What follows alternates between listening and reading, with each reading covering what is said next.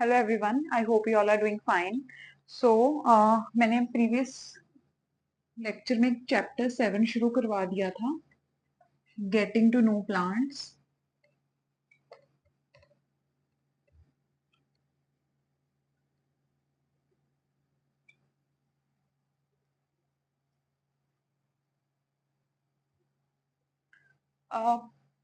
पुराने लेक्चर में मैंने इंट्रोडक्शन का ही पार्ट कंप्लीट करवाया था, जिसमें हमने हर्ब्स, श्रब्स, क्रीपर्स, क्लाइंबर्स ये सब किया था।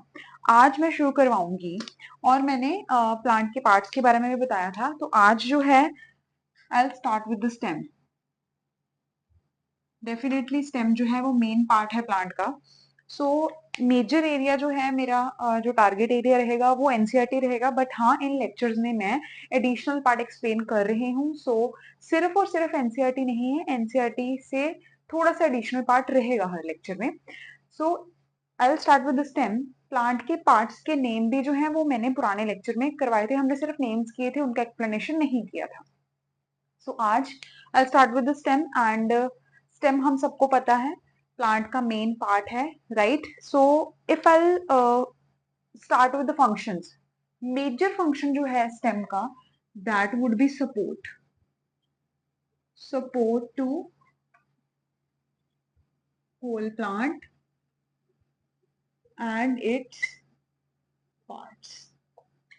प्लांट के सारे पार्ट्स को सपोर्ट प्रोवाइड करना स्टेम का काम है। स्टेम ही सारे प्लांट के पार्ट्स को इफ आई से कैरी करके रखता है। पूरे प्लांट का जो if I say the body part है that would be the stem.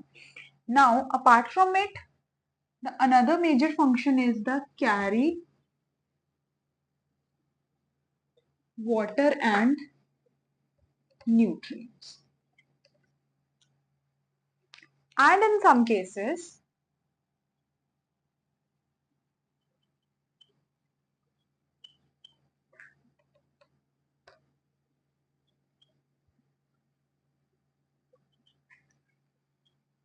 जो स्टेम है do perform photosynthesis because in some plants, the green plants, the stem contain the chlorophyll and perform photosynthesis. Not in all, right? Now अभी ये मैंने सिर्फ functions बताए हैं, but ये conclusion आया कहाँ से? इफ आई से this is the I will explain the reason behind this. ये conclusion आया कहाँ से? So this activity you can if I'll say you can perform at your home also, and आपके स्कूल में भी आपके जो क्लास टीचर हैं वो डेफिनेटली एक्टिविटी करवाएंगे। तो द फर्स्ट एक्टिविटी ये है, क्या करना है कि बेबी प्लांट लेना है। बेबी प्लांट को पानी, एक बीकर ले सकते हो, कोई छोटा सा बाउल ले सकते हो, एक ग्लास ले सकते हो, उसमें पानी डाल के बेबी प्लांट को उसके अंदर रख देना है। Definitely that baby plant have, उसका छोटा सा स्टेम होगा, छोटे छोटे लीव्स होंगे, उसके इफ आई से टाइनी रूट्स होंगे।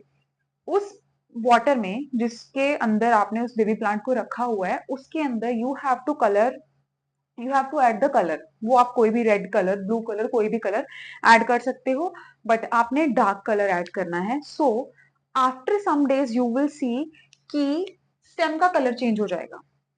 स्टेम का कलर क्यों चेंज हुआ? बिकॉज रूट से स्टेम तक वो पानी पहुंचा। It means definitely stem carry the water.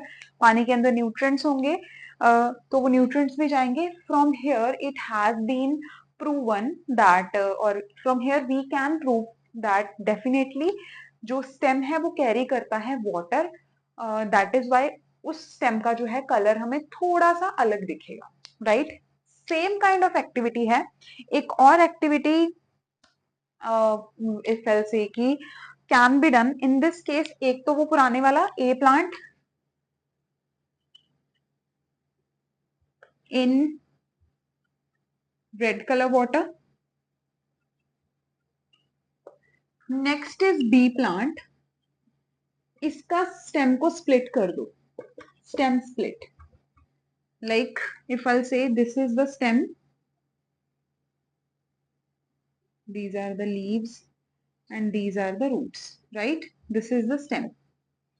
So in this case what has been done, stem has been split.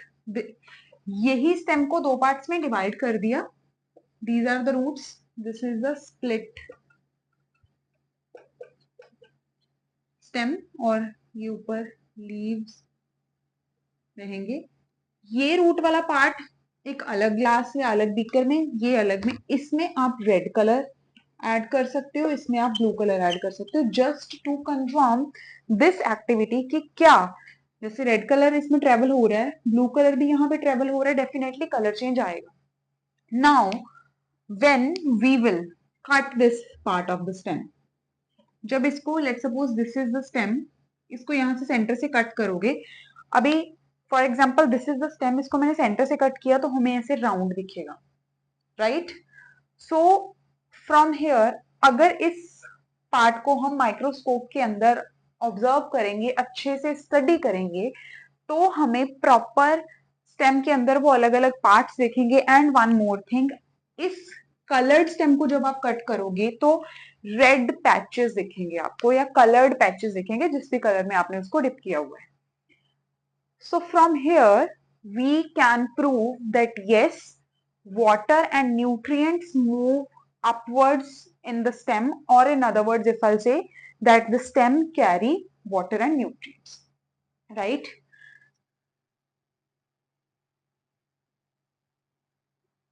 अभी definitely the stem carry कैसे कैरी करता है, जैसे कि मैंने बोला कि इसका cross section of the stem जब हम देखेंगे तो रेड डॉट्स या रेड पैचेस दिखेंगे. उसका रीजन है because this stem has certain tubes. अगर मैं लेमन लैंग्वेज में बोलूं, वो कुछ ट्यूब्स हैं that carry the water and nutrients upwards from the roots to the leaves and the other part of the plant. So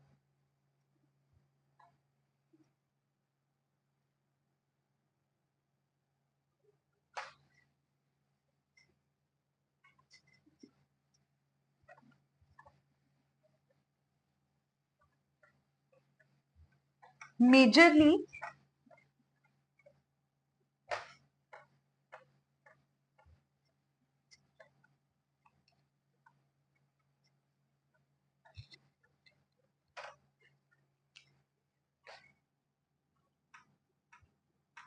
stem has narrow tubes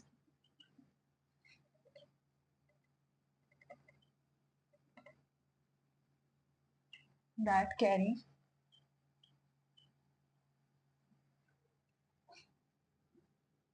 water and nutrients, and these narrow tubes are called xylem and phloem. इनमें से भी majorly जो xylem है, it carry water and the phloem carry food, right?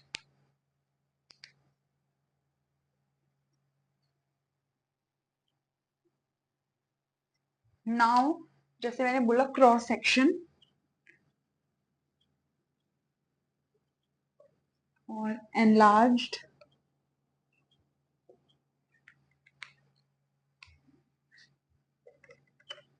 view of open end of the stem, जो हमने cut करके जो round हमारे पास आता है, so definitely that would B circular, एक राउंड शेप रहेगा वो.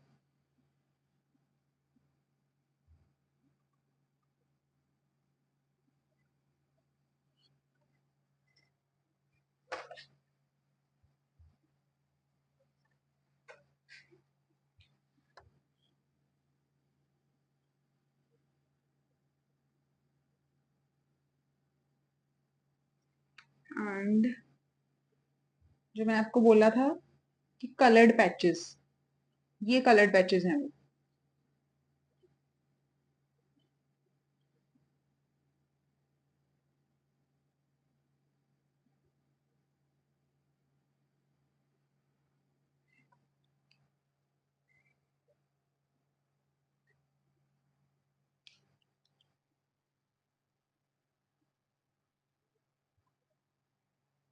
Okay, so this is the outer layer, epidermis. अभी पहले this is the stem, for example this is the stem, ये स्टेम है। इसको जब कट किया, अगेन मैं फिर से बता रही हूँ, इसको जब कट किया तो ऐसे राउंड आएगा। सो this is the circular part, so this is the epidermis, जो आउटर लेयर है epidermis, and these are called, these colored patches are called vascular bundles, vascular bundles that are mainly xylem and phloem. So xylem जो है towards the inside and phloem is towards the outside. यहाँ xylem होगा, यहाँ phloem होगा. So the X is for xylem and this P is for phloem. And इनके center में जो ये layer है, this is called cambium.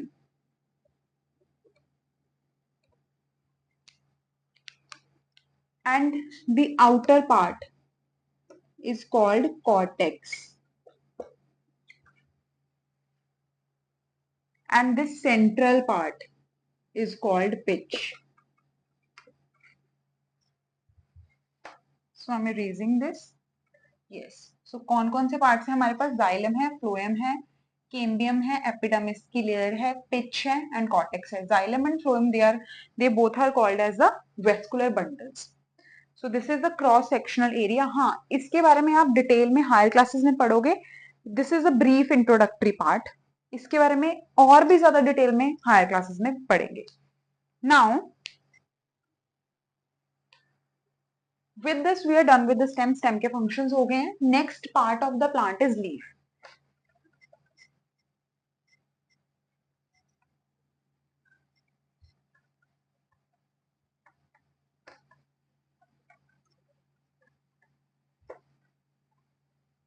अभी leaf definitely is one of the important part of the plant.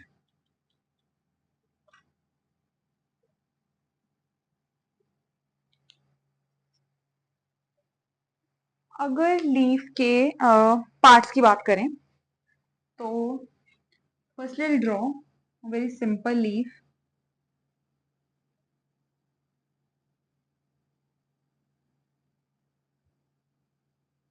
This is the petiole, this is the margin,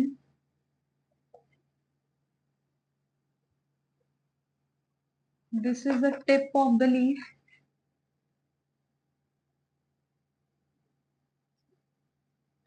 this is the midrib, and these lines are called veins.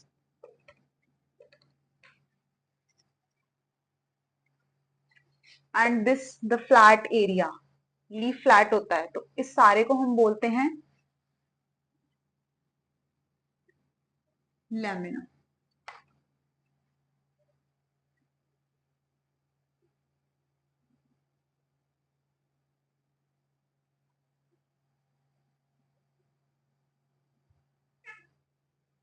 Midrib को हम thick when भी बोलते हैं, thick when.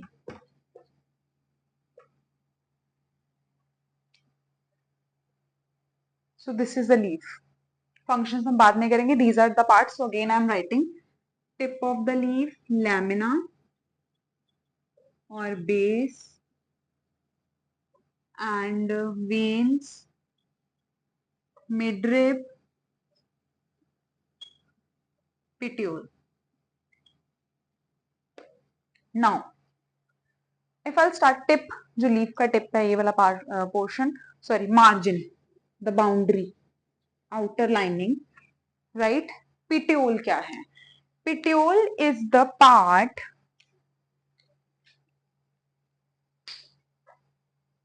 what is petiole? Petiole is the part of the leaf by which it is attached with the stem. It is attached with stem. So ये है petiole.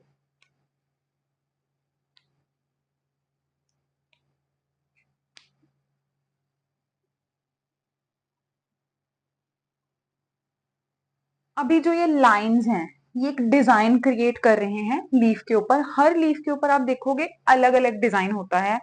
अलग अलग in the sense कि जो ये लाइंस का pattern है वो अलग अलग होगा। कुछ केसेस में लाइंस ऐसे जा रही हैं जैसे मैंने बनाए हैं, कुछ केसेस में बिल्कुल पैरेलल जा रही होंगी, कुछ केसेस में बड़ा रफ सा अरेंजमेंट होगा। तो जो ये अरेंजमेंट है इन वेन्स का लीफ के लैमिना के ऊपर, what we call it leaf venation. So leaf venation. I hope आप सबने ये लीफ के जो पार्ट्स हैं ये वाला पार्ट कर लिया होगा। Now I will explain about the leaf विनेशन।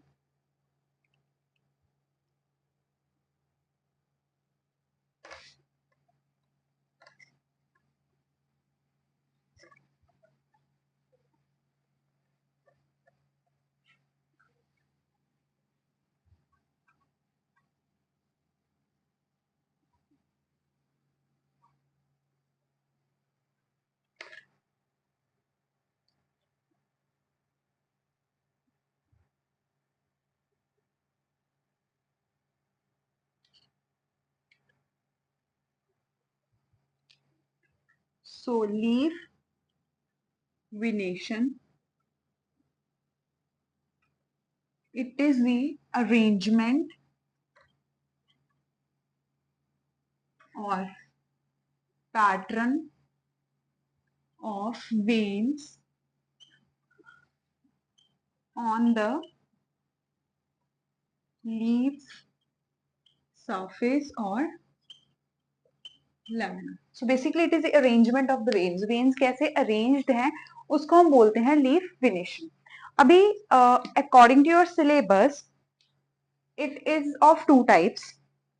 Leaf venation is of two types. Higher classes में आप इसके बारे में और पढ़ोगे, यहाँ पर मैं सिर्फ जो टू टाइप्स आपके सिलेबस में मैं सिर्फ वही एक्सप्लेन कर रही हूँ। Two types, one is reticulate, the other one is parallel. तो अब इनमें क्या डिफरेंस है, थोड़ा सा तो इनके नाम से भी आपको समझ लग रहा होगा। Lamina is also called as leaf blade, so I'm writing it here only. Now,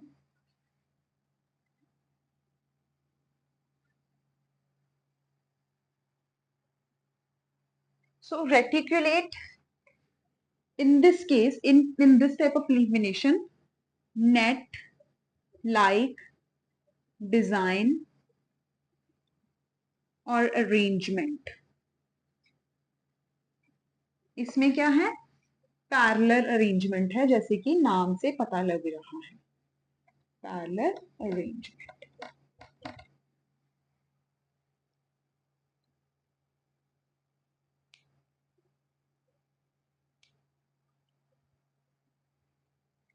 So in other words, if I'll say web like arrangement throughout the leaf blade। अभी आपने क्या करना है, ये समझने के बाद जब भी आप बाहर जाओ, आप बाहर खेलने जा रहे हो, आप अपने सराउंडिंग्स में प्लांट्स को ऑब्जर्व कर रहे हो, इन दैट केस आपने उनके लीव्स को ऑब्जर्व करना है and you have to check the lines. Simple language में जो ऊपर लाइंस हैं, दोज वी कॉल्ड वेन्स, उनको आपने ऑब्जर्व करना है, चेक करना है कि उसमें विनेशन किस टाइप का हो सकता है, क्या वो पैरेलल है या एक नेटवर्क बना हुआ है, right. I am writing only one example here.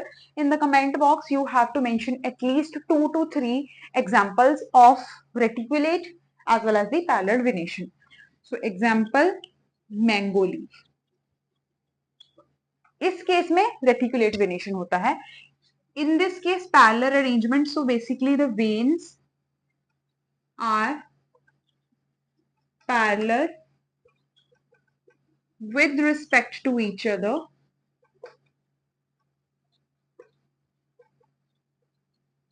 on leaf surface. So in this case, if I have to write the example, I'll write grass. Grass leaf, right?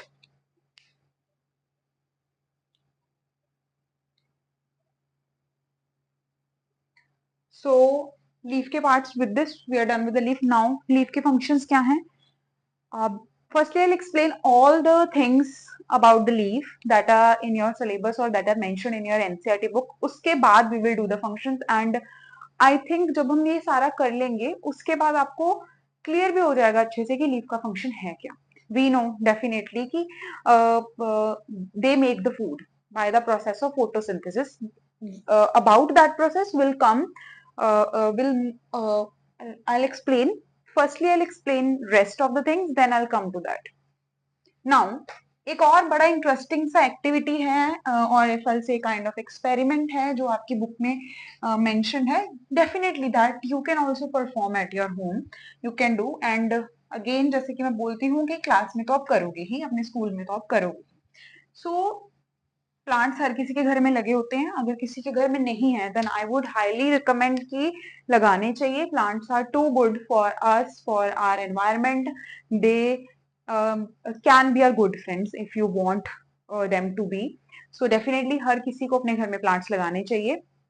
Now if I say कि कोई plant है, experiment में हमने करना क्या है.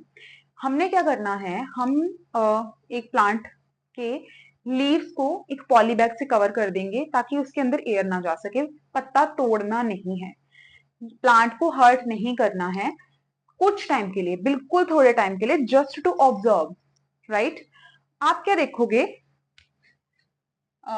Activity ही मैं लिखती हूँ. So cover the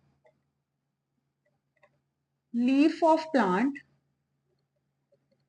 with poly bag. इसको थोड़े टाइम के लिए छोड़ना है.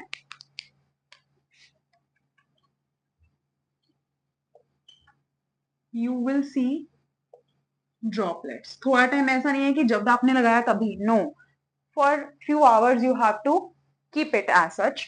You will see droplets of water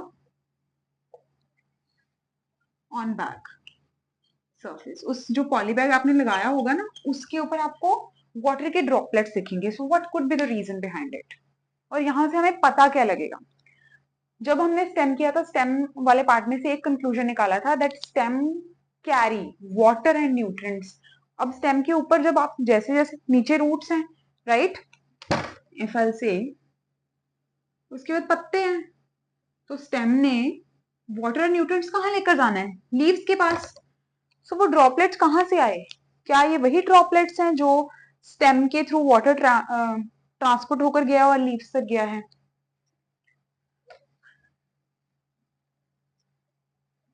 So reason behind this, there are two processes involved. Major process, firstly I'll write जो major इस activity के कारण है. Apart from it there is one more process that is also responsible for the release of water droplets from the leaves, but the major process is transpiration. Actually होता क्या है, transpiration is a kind of evaporation. Leaves और plant, अभी plant भी water toxicity नहीं कर सकता ना. प्लांट ने पानी एब्जॉर्ब किया, अगर लीव्स क्या करते हैं रूटीनली बेसिस पर एक्स्ट्रा वाटर को रिलीज करते हैं just to maintain the water balance of the whole plant. So उस केस में क्या है, लीव्स जो हैं पानी को बाहर निकालते हैं. अभी यहाँ हमने क्या किया, पॉली बैग से कवर कर दिया. उस पानी को एनवायरमेंट में जाने के लिए हमने जगह ही नहीं दी. वो पानी जब हुआ, इवेपोरेट होके वो पॉली बैग के साथ टकराया तो उसकी कंडेंसेशन हो गई. That is the main reason कि यहाँ पर हमें ड्रॉपलेट क्यों दिखे. बट प्रोसेस जो इन्वॉल्व है वो है transpiration. Right. So transpiration it is a kind of evaporation. So what does the plant do? I will write transpiration is a process by which plant or directly if I say leaves evaporate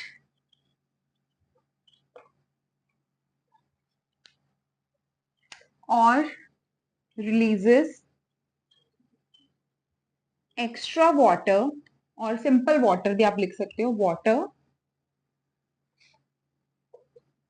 from the plant to maintain water balance. To maintain water balance.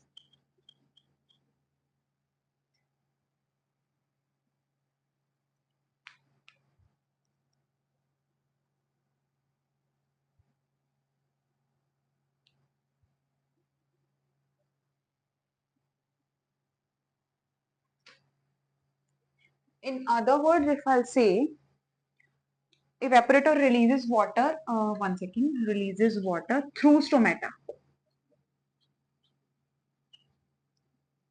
Through stomata. Stomata are the tiny pores. Leaves के अंदर होते हैं छोटे छोटे pores होते हैं जिनके through ये वाटर निकलता है.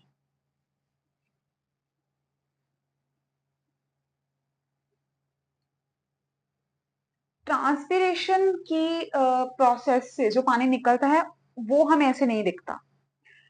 Apart from it there is one more process जिसके थ्रू प्लांट वाटर निकालता है, बट उस वो पानी निकालने का एक रीजन भी अलग होता है और उसके पीछे जो फिनोमिनन है वो भी टोटली अलग ही इन्वॉल्व होता है. But I will definitely explain that process here. I write. So आपको you will see water droplets on the back surface. इसका रीजन पता लगा. इसका रीजन है जो प्रोसेस इन्वॉल्व है वो तो ट्रांसपिरेशन है, बट इसमें होता क्या है, पहले इवेपोरेशन हुआ, हमने ये प्रोसेसेस की हुई हैं, एंड कंडेंसेशन. अगर किसी ने पुराने लेक्चर्स नहीं देखे हैं तो I would highly recommend that you should firstly watch the previous videos, because directly और इनडायरेक्टली आपके जो ये सारे सीरीज ऑफ लेक्चर्स हैं they are interconnected. I would say अगर आपने कुछ एक छोटा सा पार्ट भी मिस किया तो मे बी आपको नेक्स्ट पार्ट ना समझ लगे. Right.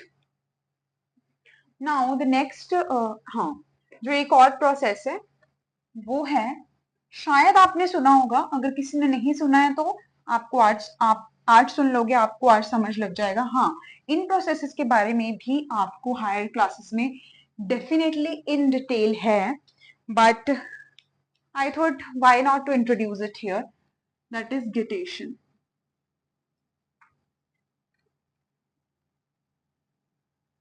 गिटेशन in this case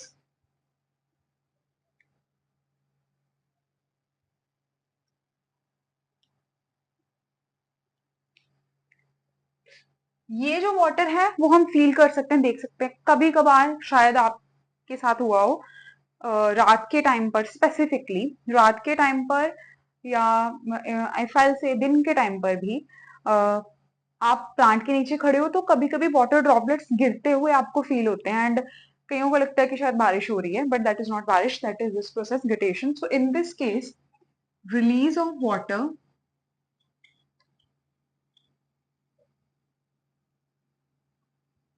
from the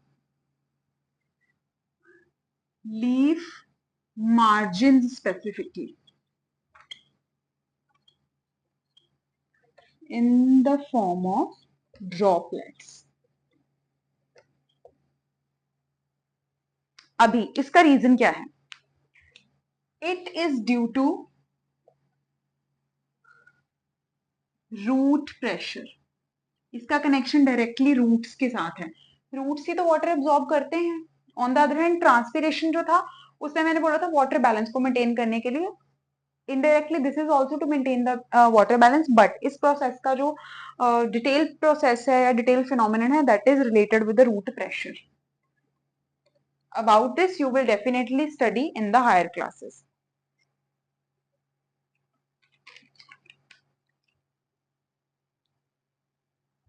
Right?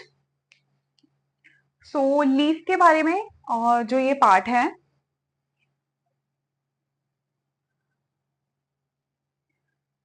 there is a one more very interesting activity. So let's do that. Let's start that. So इसमें आपने क्या करना है, this you should not perform at home and you cannot.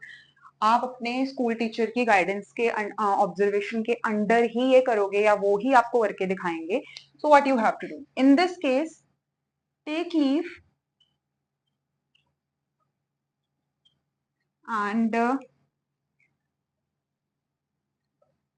put in a test tube. After that उस test tube में add spirit और alcohol. So alcohol basically क्या काम करता है, it act as an if I say it will remove the chlorophyll. Now plants का colour green क्यों होता है? Because of the one pigment that is chlorophyll. Chlorophyll is the reason behind the green colour of the leaves. So spirit और alcohol डालने से क्या होगा? It will release chlorophyll. अभी क्या करो? Heat test tube. Heat test tube, उसके अंदर लीव्स हैं. Then what you will do? Colour of the solution become green. क्यों? क्योंकि क्लोरोफिल तो निकल गया ना सारा अल्कोहल डालने से. Become green. अभी सोल्यूशन मैंने किसको बोला है? जो अल्कोहल और लीफ को आपने मिक्स करके हीट कर रहे हो, वो लिक्विड या अंदर जो लिक्विड है उसका कलर ग्रीन हो जाएगा. Then what you have to do is, you have to ये करने के बाद लीफ को निकाल लो. Take out leaf. लीफ का कलर वेरी लाइट ग्रीन होगा. Take out leaf. फिर उसको आयोडीन सोल्यूशन में डाल दो. आयोडीन वॉश दे दो. अभी आयोडीन क्या करेगा यहाँ पर? Iodine act as an decolourising agent. ये उसके अंदर जो बचा कुचा कलर है उसको भी निकाल देगा. It will decolourise agent. Right? This is the activity. अभी इस एक्टिविटी का मेन मोटिव क्या है? हम क्या सीखेंगे इससे? एक हमने ये सीख लिया कि अल्कोहल क्लोरोफिल निकालता है, यहाँ पर आयोडीन डीकलराइजिंग एजेंट है. But what to do with the leaf? यहाँ प्लांट के साथ क्या है? यहाँ तो एक एक्टिविटी कर ली हमने. Now what is the conclusion from here? हमें पता है कि लीफ, यहां से हमने ये कंफर्म करना है, या if I say we exactly want to know कि प्लांट फूड बनाता है. यस. लीव्स के अंदर वो स्टोर होता है. यस. लीफ के अंदर ही बनता है food. Yes. in this activity is basically to detect the presence of food in the leaf. Now ये सारा कुछ होने के बाद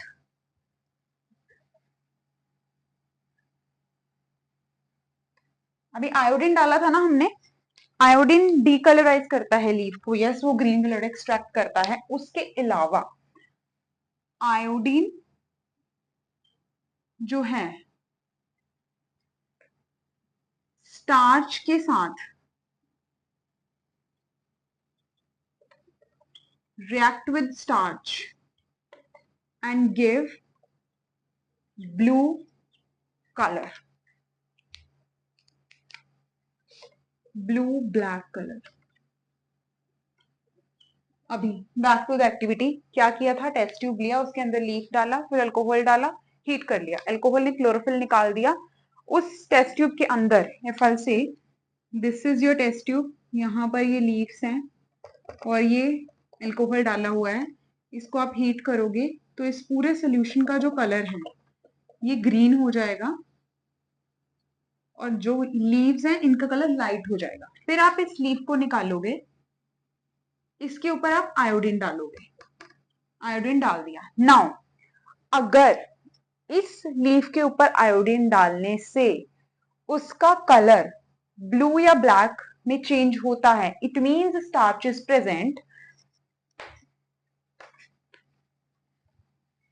सो आयोडीन की प्रेजेंस में अगर लीफ कलर चेंजेस,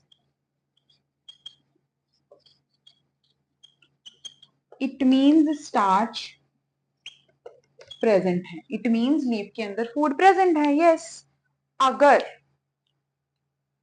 आयोडीन डालने से लीफ का कलर नहीं चेंज होता है, देन इट मीन्स स्टार्च नहीं है.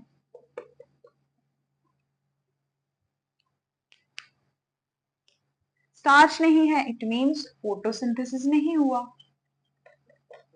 ऑन द अदर हैंड यहाँ पर फोटोसिंथेसिस हुआ. राइट? अभी हमने क्या किया था? हमने तो अल्कोहल डाल दिया था. हमने अल्कोहल डाल के उसका क्लोरोफिल सारा निकाल लिया. क्लोरोफिल निकाल लिया. Chlorophyll is the main pigment responsible behind the process of photosynthesis. Right? So यहां से हमें ये कंफर्म हो गया कि क्लोरोफिल अगर नहीं होगा तो स्टार्च नहीं बनेगा, स्टार्च नहीं बनना मतलब फोटोसिंथेसिस नहीं होगा, right?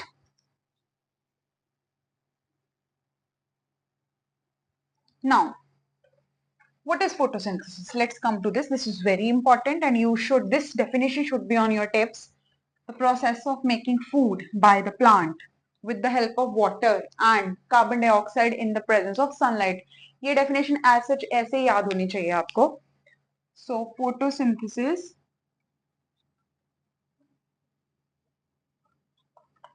it is a process of making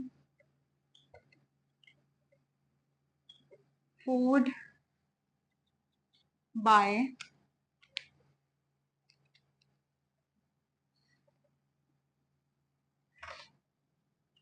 leaves, major chlorophyll जो पिगमेंट है